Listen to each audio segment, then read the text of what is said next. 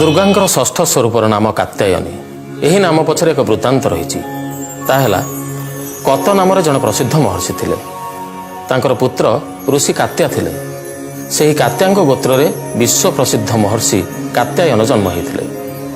ସେ ଭଗବତୀଙ୍କ ଉପାସନା କରି ବହୁ ବର୍ଷ ଘୋର ତପସ୍ୟାରେ ରତ ହୋଇଥିଲେ। ତାଙ୍କର ଇଚ୍ଛା ଥିଲା ଯେ ତାଙ୍କ ଘରେ ଭଗବତୀ ଝିଅ ହିଁ ଜନ୍ମ ହୁଅନ୍ତୁ। ମାତା ଭକ୍ତଙ୍କର ସେହି ପ୍ରାର୍ଥନା ସ୍ୱୀକାର କରିଥିଲେ। କିଛି କାଳ ପରେ ପୃଥିବୀରେ ଯେତେବେଳେ ଦାନବ ମହିଷାସୁରର ଅତ୍ୟାଚାର ବଢ଼ି ଚାଲିଲା, ସେତେବେଳେ ମହିଷାସୁରକୁ ବିନାଶ କରିବା ନିମନ୍ତେ ଭଗବାନ ବ୍ରହ୍ମା, ବିଷ୍ଣୁ ଓ ମହେଶ୍ୱର ନିଜ ନିଜର ତେଜର ଅଂଶ ଦେଇ ଏକ ଦେବୀଙ୍କୁ ଉତ୍ପନ୍ନ କଲେ। ସର୍ବପ୍ରଥମେ ମହର୍ଷି କାତ୍ୟାୟନ ସେହି ଦେବୀଙ୍କୁ ପୂଜା କରିଥିଲେ। ମାତା ତାଙ୍କର କନ୍ୟା ରୂପେ ଜନ୍ମ ହୋଇ ତାଙ୍କର ଇଚ୍ଛା ପୂରଣ କରିଥିଲେ ଏବଂ କାତ୍ୟାୟନୀ ନାମ ପାଇଥିଲେ। ମାତା କାତ୍ୟାୟନୀ ହେଉଛନ୍ତି ଅମୋଘ ଫଳଦାୟିନୀ।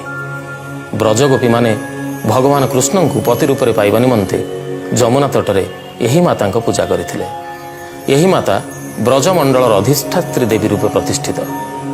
ଏହାଙ୍କ ସ୍ୱରୂପ ଅତ୍ୟନ୍ତ ଭବ୍ୟ ଓ ଦିବ୍ୟ, ବର୍ଣ୍ଣ ସୁବର୍ଣ୍ଣ ପରି ଉଜ୍ଜ୍ୱଳ ଓ ଭାସ୍ୱର। ମାତା ଚତୁର୍ଭୁଜା। ମାତାଙ୍କର ଦକ୍ଷିଣ ପଟର ଉପର ହାତରେ ଅଭୟ ମୁଦ୍ରା ଓ ତଳ ହାତରେ ବର ମୁଦ୍ରା, ବାମ ପଟର ଉପର ହାତରେ ତରବାରୀ ଓ ତଳ ହାତରେ ପ୍ରସ୍ଫୁଟିତ ପଦ୍ମ ଶୋଭା ପାଏ। ମାତା ସିଂହ ବାହିନୀ। ଦୁର୍ଗା ପୂଜାର ଷଷ୍ଠ ଦିବସରେ ମାଙ୍କର ଏହି ସ୍ୱରୂପର ପୂଜା କରାଯାଏ। ସେଦିନ ସାଧକଙ୍କ ମନ ଆଜ୍ଞା ଚକ୍ରରେ ସ୍ଥିତ ହୁଏ। ଯୋଗ ସାଧନାରେ ଏହି ଆଜ୍ଞା ଚକ୍ରର ଅତ୍ୟନ୍ତ ମହତ୍ତ୍ୱପୂର୍ଣ୍ଣ ସ୍ଥାନ ରହିଛି।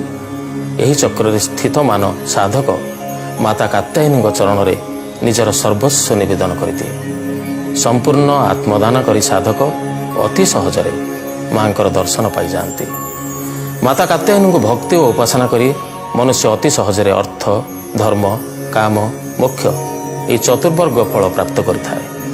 ସେ ଇହଲୋକରେ ରହି ମଧ୍ୟ ଅଲୌକିକ ତେଜ ଓ ପ୍ରଭାବର ଅଧିକାରୀ ହୋଇଯାଏ। ତାର ରୋଗ, ଶୋକ, ସନ୍ତାପ, ଭୟ ସର୍ବଥା ବିନଷ୍ଟ ହୋଇଯାଏ। ମାତା କାତ୍ୟାୟନୀ ନବରାତ୍ର ପୂଜାର ଏହି ଅବସରରେ ସମସ୍ତଙ୍କର ମଙ୍ଗଳ ବିଧାନ କରନ୍ତୁ, ଏତିକି କାମନା। ଚନ୍ଦ୍ରହାସୋଜ୍ଜ୍ୱଳକରା ଶାର୍ଦୂଳବରବାହନା କାତ୍ୟାୟନୀ ଶୁଭଂ ଦଦ୍ୟାତ୍ ଦେବୀ ଦାନବଘାତିନୀ।